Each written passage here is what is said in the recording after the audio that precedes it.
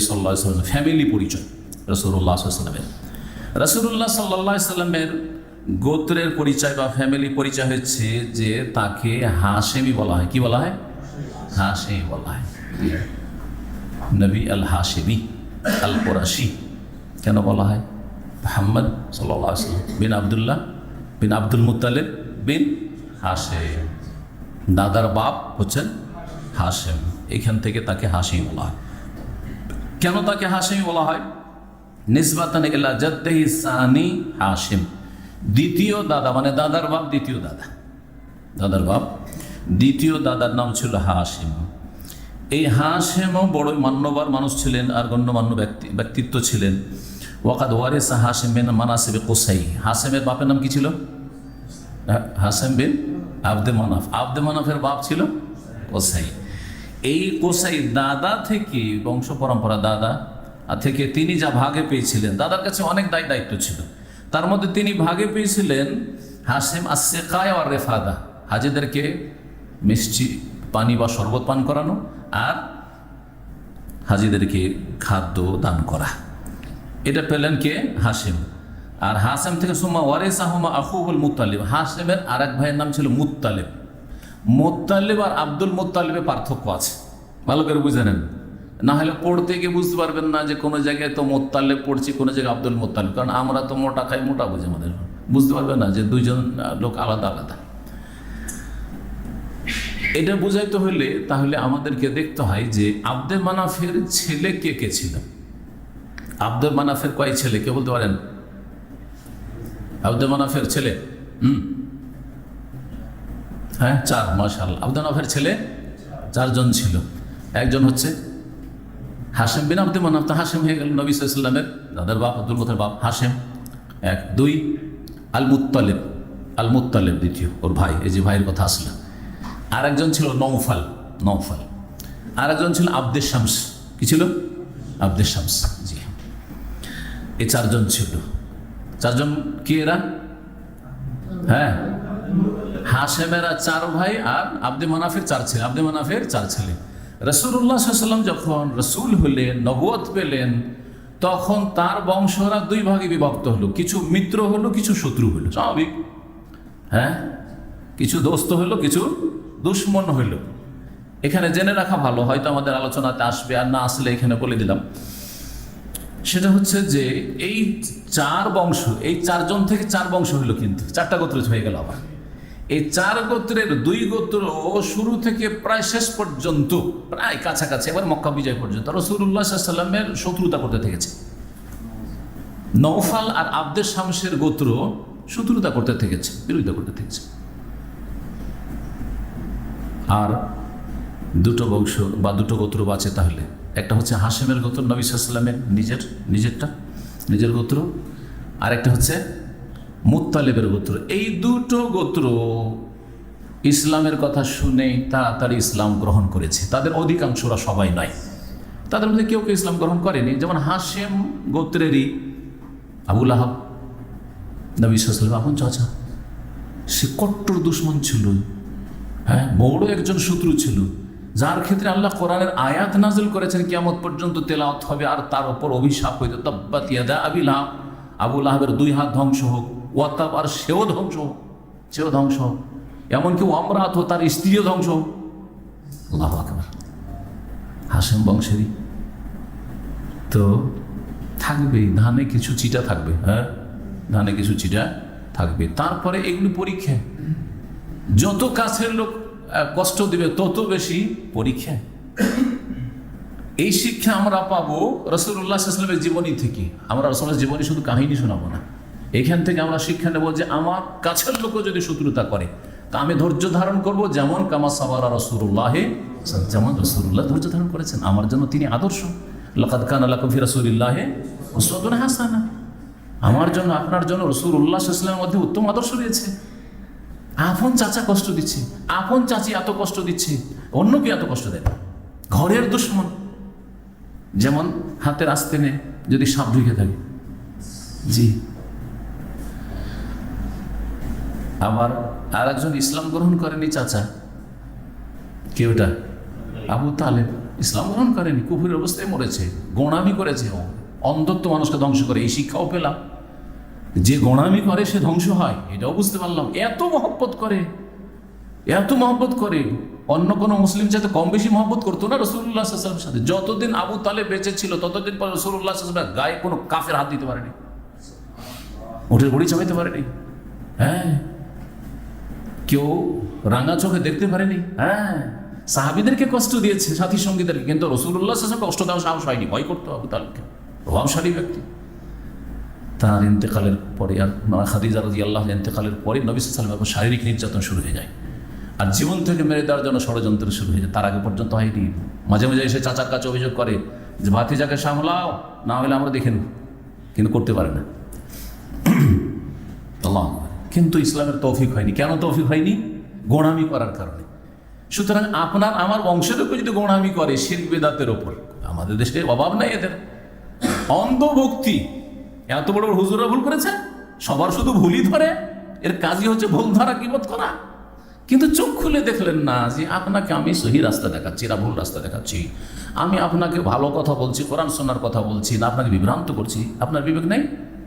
আপনাকে আল্লাহ জ্ঞান দিয়েছেন, হিতাহিত পার্থক্য করার ক্ষমতা আছে। অন্ধভক্তি আপনাকে ধ্বংস করবে, যেমন আবু তালেবকে ধ্বংস করেছে, জাহান্নামে নিয়ে গেছে। দুই চাচা, আর দুই চাচার কথা বলি, যখন দুই চাচা হইল, তার মধ্যে একজন হচ্ছে কে? হামজা রাদিয়াল্লাহু তাআলা। রাসূলুল্লাহ সাল্লাল্লাহু আলাইহি ওয়াসাল্লামের দুটো হাত, দুটো বাহু, একটা হচ্ছে ওমর আর একটা হচ্ছে হামজা। সুবহানাল্লাহ। যেই দিন ওমর হামজা রাদিয়াল্লাহু তাআলা আনহু ইসলাম গ্রহণ করে, সেই দিন থেকে আর লুকিয়ে নামাজ পড়া লাগেনি মক্কায়, প্রকাশ্যে নামাজ কাবার কাছে। আল্লাহ এভাবে শক্তিশালী করেছেন তাকে। এইরকম জায়গায় সান্ত্বনা রয়েছে যে একটা যদি যায় তো আরেকটা আছে আমার পাশে। আর একজন আব্বাস রাদিয়াল্লাহু তাআলা আনহু, রাসূলের চাচা, ধনাঢ্য ব্যক্তি, ইসলাম গ্রহণ করেছেন, কিন্তু হামজা রাদিয়াল্লাহু তাআলা আনহুর এই স্তরে পৌঁছতে পারেননি। কিন্তু আল্লাহর হিকমত, এই আব্বাস রাদিয়াল্লাহু তাআলা আনহুর বংশ দীর্ঘ সময়, কয়েকশো বছর ধরে তার বংশ খেলাফত সামলিয়েছে, রাজত্ব চালিয়েছে। 132 হিজরি থেকে শুরু করে 656 হিজরি পর্যন্ত আব্বাসী খেলাফত যাকে বলা। আল্লাহর হিকমত, কাউকে যে রাজত্ব দিলেই সে আল্লাহর কাছে খুব সম্মানিত এমন কথা নয়, তার চাইতে অনেক সম্মানিত হতে পারে যাদেরকে আল্লাহ দেননি। হাসানকে আল্লাহ দেননি, হুসাইনকে দেননি রাদিয়াল্লাহু তাআলা, কিন্তু তারা অনেক সম্মানিত অন্যদের চাইতে। জি হ্যাঁ, সুতরাং আপনাকে যদি কোনো কিছু না দেন আল্লাহ, আপনি মনে করবেন না যে দুনিয়ার তুচ্ছ কিছু দিলেন না তার মানে আপনি আল্লাহর কাছে ভালোবাসার পাত্র নন, মনে হয় ওরাই বেশি ভালো। না না না, আল্লাহ ওদেরকে দিয়ে আরো হয়তো আরো কিছু করতে চেয়ে, দুনিয়ায় কিছু দিয়ে বিদায় সেটাই করে দিতে চেয়েছে, কিন্তু আল্লাহ আপনাকে আখিরাতে মহাপুরস্কার দিতে চান। এগুলো হচ্ছে শিক্ষণীয় বিষয় সিরাতুন নবীর। যাই হোক, ফিরে আসি আসল বিষয়তে। কি বলছিলাম? হাশেম গোত্র রাসূলুল্লাহ সাল্লাল্লাহু আলাইহি ওয়াসাল্লামের। এই হাশেম তার দাদা কোসাই থেকে পানি পান করানো আর হাজিদেরকে খাবার দেওয়ার, এই দুইটি দায়িত্ব পেয়েছিলেন। তারপরে তার থেকে, হাশেম থেকে তার ভাই পেয়েছিলেন। তাহলে মুত্তালিবের কাছে, ভাইয়ের কাছে চলে গেল এই দায়িত্ব। ভাইয়ের কাছ থেকে আবার সুমা ওলাদ হাশেম ফিরে আসলো আবার তার ভাতিজাদের কাছে, মানে হাশেমের সন্তানদের কাছে। হাশেমের ছেলেকে মোহাম্মদ বিন আবদুল্লাহ বিন আব্দুল মুত্তালিব বিন হাশেম, তাহলে আব্দুল মুত্তালিব হচ্ছেন হাশেমের ছেলে। আব্দুল মুত্তালিবের কাছে এই কুরাইশের নেতৃত্ব, কাবার নেতৃত্ব ফিরে আসলো।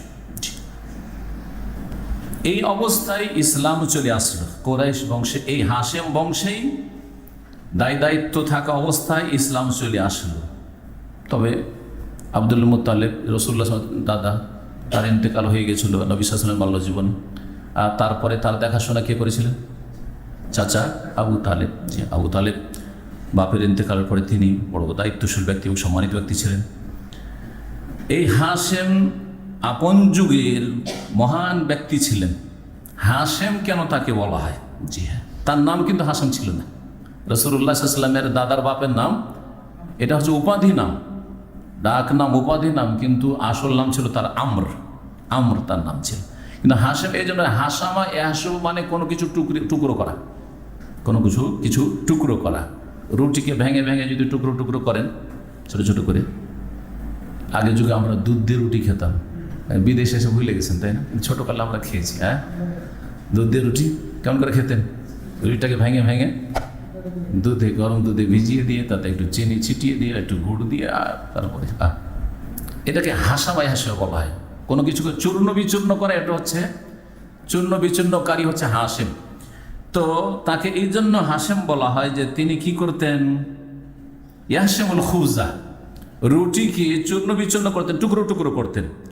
আর আরবরা একটা খাবার তৈরি করে, সেই রুটিগুলি গোশতে দিয়ে দেয়, গোশতের ঝোলের সাথে আর দিয়ে তারপরে মিক্স করে তৈরি করে, এইটার নাম সারিদ। এটার নাম কি? সারিদ। এই খাবার, জি, এই সারিদের কথা রাসূলুল্লাহ সাল্লাল্লাহু আলাইহি ওয়াসাল্লামের বিবিগণের ক্ষেত্রে একটা হাদিস এসেছে কি, ফাদলু খাদিজাত আলান নিসা কাফাদুলিস সারিদে আলা সাইরিত তাম। খাদিজা রাদিয়াল্লাহু তাআলা আনহার মর্যাদা হচ্ছে অন্য অন্য নারীদের উপর ওই রকমই, যেমন আরবদের ওই যুগের সমস্ত খাবারের ওপর সবচেয়ে শ্রেষ্ঠ উত্তম খাবার ছিল কি, সারিদের খাবার। জি, এই হাসেম যে কাজগুলি করেছেন তার মধ্যে একটি হচ্ছে বাণিজ্যিক সফর, 2 সিজনে 2 দেশের উদ্দেশ্যে। যে দুটি বাণিজ্যিক সফরের কথা সূরা কুরাইশে আল্লাহ রাব্বুল আলামিন বর্ণনা করেছেন। রিহলাতাশ শীতায়ে ওয়াস সাইফ। রিহলাতাশ শীতায়ে মানে শীতকালের ভ্রমণ, বাণিজ্যিক ভ্রমণ, ব্যবসা বাণিজ্যের জন্য যাওয়া। ওয়াস সাইফ আর গ্রীষ্মকালের ভ্রমণ। গ্রীষ্মকালে কোন দিকে যেতেন? ঠান্ডার দেশে যেতেন, কারণ গরমের সময় মানুষ ঠান্ডার দিকে পালাতে চায়, তাই না? আর শীতের সময় গরম দেশে আসতে চায়। শীতের সময় ইউরোপের লোকেরা মক্কা মদিনা আসা পছন্দ করে, আর গরমে সেখানে আসলে তাদের 12টা বেজে যাবে। হ্যাঁ, আর আরবের যারা পয়সাওয়ালা লোক তারা গ্রীষ্মকালে ওই সব দেশে গিয়ে কাটায়। জি, অথবা এই আরবদের মধ্যে যারা ধার্মিক লোক তারা ওইসব কাফের দেশে যায় না, তারা তাইফে চলে যায় ঠান্ডা, আবহাতে চলে যায়, আল বাহা চলে যায়, এইসব এলাকায় ঠান্ডা চলে যায়। এই দুটো বাণিজ্যিক ভ্রমণ তিনি চালু করেছিলেন, এর মাধ্যমে তাদের অর্থনৈতিক অবস্থা সুন্দর হয়েছিল, আর্থিক অবস্থা ভালো হয়েছিল। কুরাইশরা বছরে 2টা সফর করে চলে আসতো, আর সারা বছর বসে বসে আরামসে খেত, মজা। শীতকালে কোন দিকে যেতেন? দক্ষিণ দিকে। আর গ্রীষ্মকালে উত্তর দিকে যেতেন। এখন বলেন কোন কোন দেশে? উত্তর আর দক্ষিণ বলে দিলাম। গরমের দিনে কোথায় যেতেন? উত্তর দিকে, মানে শাম দেশে, প্যালেস্টাইন, জি, চলে যেতেন। দামেস্ক, বর্তমানে সিরিয়া, জর্ডন, লেবানন, ওই সব এলাকা, বৃহৎ শাম দেশ, এগুলোতে চলে যেতেন। এমনকি তুরস্কের কিছু এলাকাও এর মধ্যেই শাম দেশের অন্তর্ভুক্ত তখনকার। আর যখন শীতকাল আসতো তখন কোথায় চলে যেতেন? গরমের দেশ হচ্ছে ইয়ামান দেশে চলে যেতেন। শাম দেশ থেকে পণ্য নিয়ে আসলেন, মক্কাতে যা বিক্রি হলো, দরকার হইলো, এখানে বিক্রি করে দিলেন। বাকিগুলো নিয়ে চললেন কোথায়? ইয়ামানে নিয়ে চলে গেলেন। ইয়ামানের লোকেরা ক্রয় করলো, ওরা যা ব্যবহার করলো, আর বাকিটা নিয়ে তারা হিন্দুস্তান, ভারতে চলল। এই ছিল তখন বাণিজ্যিক সফরগুলি। এইভাবে আরবে যেসব জিনিসগুলো পাওয়া যেত সেগুলো ভারতে পৌঁছিত, সামুদ্রিক এলাকা যেগুলো, সেগুলিতে পৌঁছিত। কেরালায়, মাদ্রাস, তারপরে চিটাগাং, বরগুনা, যাকে অনেকে বলা হচ্ছে, একজন আরব শেখ বলছিলেন যে বরগুনার নাম ছিল বাহরুল গেনা, আরবি নাম থেকে বিকৃত করেছে। আমরা তো সব কিছুকে গোল করে দিই না, বিকৃত করে দিই, আসলে গোল আলুর মতো করে দিই। তো বাহরুল গেনা ছিল, বরগুনা হয়ে গেছে বাহরুল গেনা। গেনা মানে ধন বা সচ্ছলতা, আর বাহার মানে সাগর, সচ্ছলতার সাগর। আর ওরা তো খেতে পেত না এখানে, বায়ামানের লোকের অভাব, এখানে মরুভূমি, পাহাড়, জি, পাথর আর বালি ছাড়া কিছু নেই। কিন্তু ওখানে গিয়ে যত দেখে সুবহানাল্লাহ, কত সবুজ দেশ, আর এত সুখ এখানে। দেখার পরে বললো, হাজা বাহরুল গেনা, এই তো ধনের সাগর রে বাবা, তো ধনের সাগর, নাম পড়ে গেল বাহরুল গেনা। আর যুগের আবর্তন বিবর্তনে বাঙালিরা ওর নাম কি করে দিল? বরগুনা করে দিলা। শোনা কথা বলছি, আল্লাহু আলাম। তার আর একটা শোনা কথা বলিনি, যখন এটা আসলো তখন কেরালার নাম ছিল খাইরুল্লাহ। কেরালার নাম কি ছিল? আরবরা যখন কেরালার সামুদ্রিক এলাকায় কিনারে গিয়ে নামলেন, সবুজ, সুবহানাল্লাহ, সব রকমের ফল ফুলে ভরা, সমস্ত রকমের, মানে আল্লাহর খায়রাত, রুজির অভাব নাই সেখানে। মানে হাজা খাইরুল্লাহ, যে হচ্ছে আল্লাহর খাইর, আল্লাহর কল্যাণ, আল্লাহর রুজি। জি হ্যাঁ, এই খায়রুল্লাহকে আর খায়রুল্লাহ উচ্চারণ না করতে পারে, আস্তে আস্তে কি হয়ে গেল? কেরালা হয়ে গেল। জি, আল্লাহু আলাম। জি,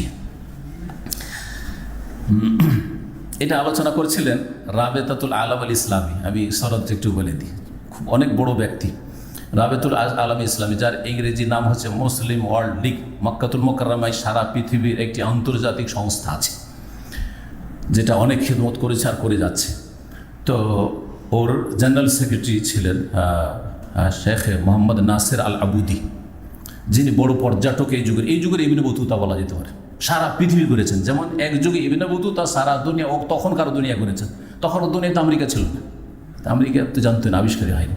তো ইবনে বতুতার যুগে আফ্রিকা আর ইউরোপ ছিল, আর এদিকে চীন পর্যন্ত ছিল। তো চীন পর্যন্ত উনি গেছেন, আর যেই দেশে গেছেন যাওয়ার পরে থেকেছেন, তখন তো আর নাগরিকত্বের অসুবিধা ছিল না, যে তোকে না সেটি দেবো না, তাই না, এসব তো ঝামেলা ছিল না। যেখানে গেছেন ওখানে উনি, যেহেতু আলেম মানুষ, ওখানে গিয়ে তিনি কাজী হয়ে গেছেন, বড় সেখানকার আলেম, ওখানে বিয়ে শাদী করেছেন, ওখানে অনেক ইতিহাস লেখা হচ্ছে, ছেলে মেয়ে হয়ে গেছে।